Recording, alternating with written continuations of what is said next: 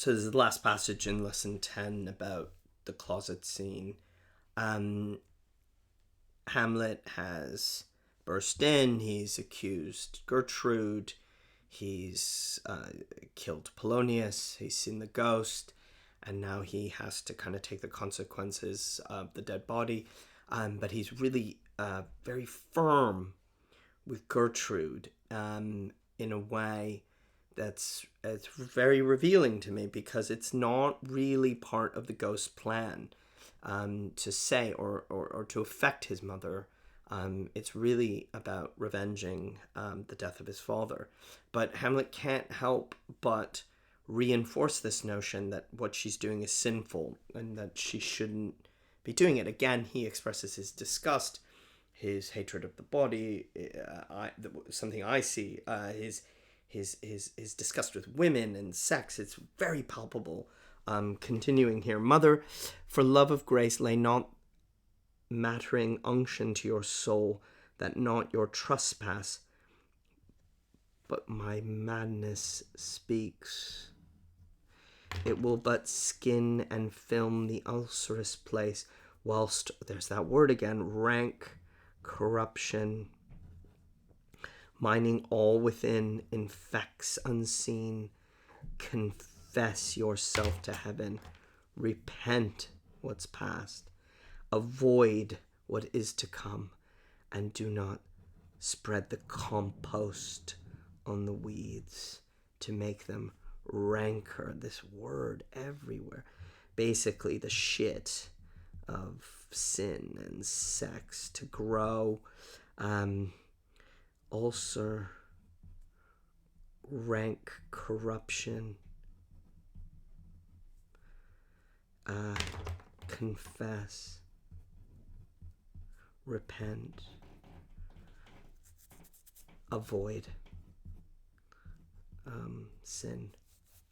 Don't make it worse. You have cleft my heart in twain. You've broken my heart in two. You've broken me. Maybe throw away the worst part of it and live purer. Just get rid of the sinful part. Live with only the goodness. But don't have sex. I mean, he's just obsessed with it. He says something, pretend you have virtue if you don't. Just pretend to be moral, I guess. Refrain tonight, and that shall lend a kind of easiness to the next abstinence. So, if you don't do it today, it'll be easier tomorrow. Once more, good night. This is a kind of hilarious dieting advice, I feel. And when you are desirous to be blessed, all blessing beg of you, for the same Lord, pointing to Polonius, I do repent. This is really important because Shakespeare didn't use stage directions. It's a convention added by editors, for clarity. What we don't want is the idea that he might be referring either to Claudius or to the ghost. He repents the death of Polonius, but heaven hath pleased it so to punish me. Heaven hath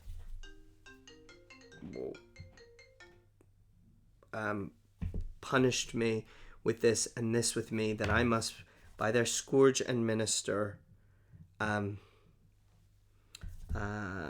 I will bestow him, and will answer well the death I gave him. So punished for sins. I will take responsibility. Will he though? Will he? I just don't feel like he ever really does. Good night. I must be cruel only to be kind, of course. This kind of sadist. I'm doing this because thus bad begins and worse remains behind. Very famous. So many lines of this play are so famous and have been turned into the title of novels. one word more, good lady. What shall I do? Not this. Again, he says, that I bid you do. Don't let that fat king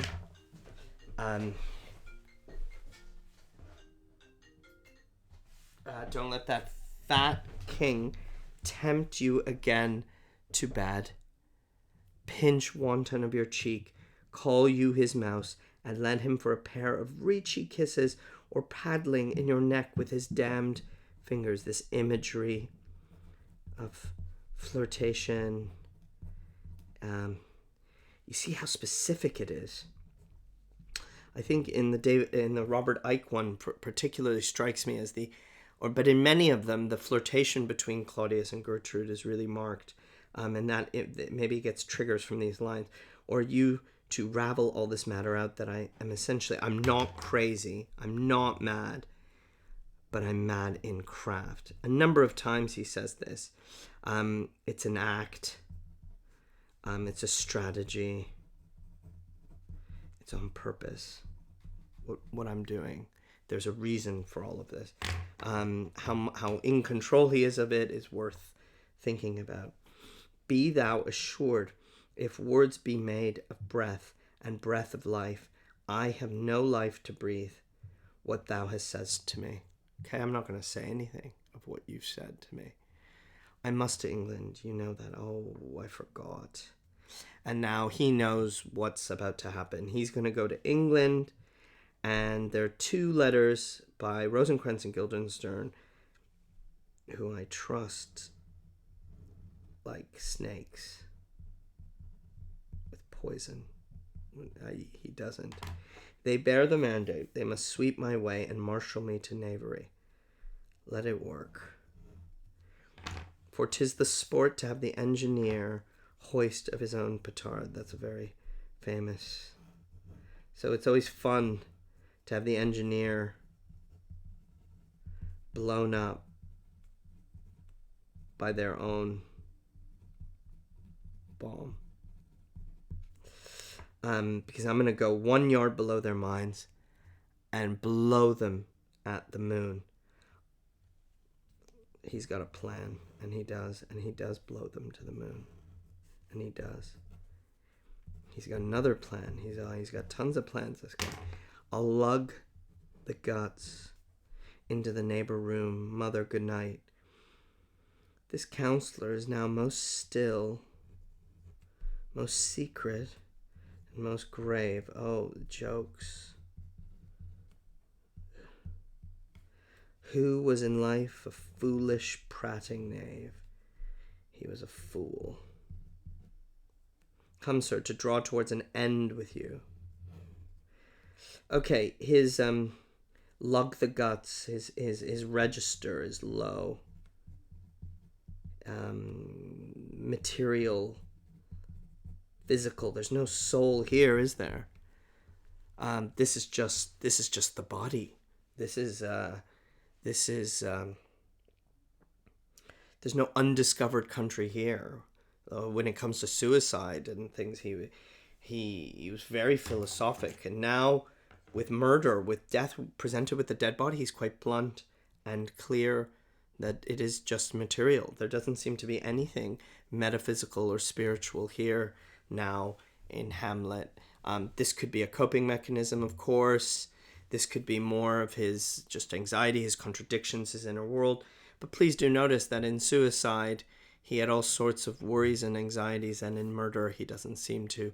In fact, like the way he blames his mom, he does seem to blame his victim here, this foolish guy.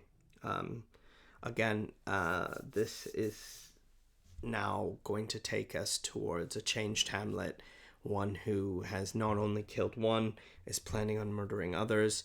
Very, very different Hamlet that emerges now as we rush into the second part of this play. Can't believe how long this play is, and we're only approaching the second part.